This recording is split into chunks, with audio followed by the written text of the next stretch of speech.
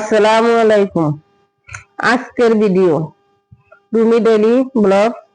বাদাম এবং চাউল ভাজা, বাদাম ভাজা, চা, এই তিনটি দিয়েই আজকে বিকালের নাস্তা।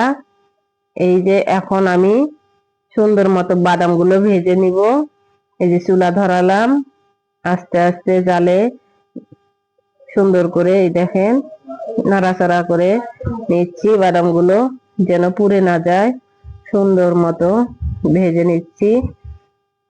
সুন্দর মতো করে ভেজে নিলাম বাদামগুলো। এই যে হয়ে গেছে। এখন আমি চাউলগুলো বাদামের মতো সুন্দর করে ভেজে নিলাম।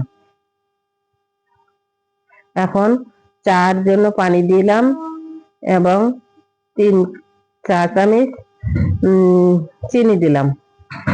এখন 2 চা চামচ চা পাতি দিব, সাথে চা পাতি দেওয়ার পরে এই দেখেন আমার চাটা অনেক সুন্দর একটা উপরে কালার এসেছে।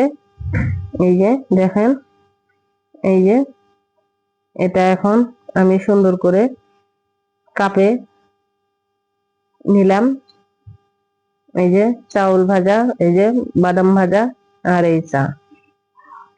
এই যে দেখেন, এগুলা আমাদের বিকালের নাস্তা, বাচ্চারা সবাই খাবে।